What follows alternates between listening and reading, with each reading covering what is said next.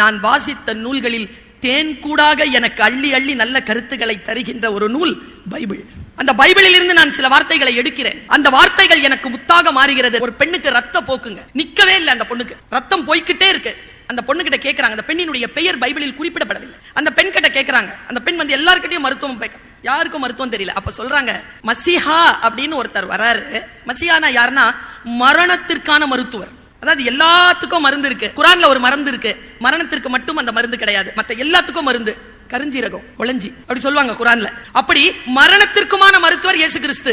மரணத்தை நிறுத்தக்கூடிய ஆற்றல் அவருக்கு இறை தந்திருக்கிறது என்று எல்லோரும் நம்புகிறார்கள். அவர் இந்த ஊருக்கு வருவாரு. அப்ப அவரை பாரு, உன் ரத்த போக்கு நிக்கும். இங்க பாருங்க, இயேசு கிறிஸ்து வராரு.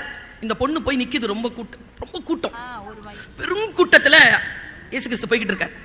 கூட்டம் நெருக்கடிச்சிட்டு இருக்கு. அது என்ன மாதிரி போல இருக்கு. அந்த பொண்ணு எப்படியாவது அந்த இலக்கை அடையணும்னு உள்ள நுழைஞ்சு போயிடுச்சு கிட்ட. ஆனா போனாலும் மக்கள் போக விடல. எட்டி, ஐயா நான் உங்களை பார்க்கதாயா வந்திருக்கேன்னு போகிறாங்க. அவங்க அங்கி மட்டும் இருக்கு. அந்த அங்கியை பிடிச்சிருச்சு அந்த அம்மா. கூட்டம் ஐயாவை தள்ளிட்டு போயிருச்சு. ஏசு ஐயாவை தள்ளிட்டு போயிடுச்சு.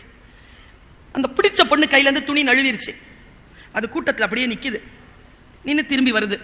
ஏசு ஐயாவை பார்க்க முடியல, திரும்பி வருது. இப்ப பைபிள்ல இயேசு பேசுகிறார். இதுதான் மெட்டீரியல். என்ன பேசுறாரு தெரியுமா? பக்கத்துல இருக்கவங்க கிட்ட கேட்டார், யார் என்னை தொட்டது?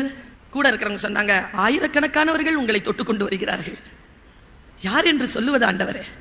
இல்லை, யாரோ ஒருவர் விசுவாசத்துடன் என்னை தொட்டார், என் உடம்பில் இருந்து வல்லமை புறப்பட்டது. தெய்வத்தால் ஆகாதெனினும் முயற்சி தன் மெய்வர்த்த கூலி தரும். நான் பாருங்க, அவர் நம்பினால அவர் உடம்புல இருந்த வந்துருச்சு வெளியில. அவர் யோசிக்கல, அவர் தரணும்னு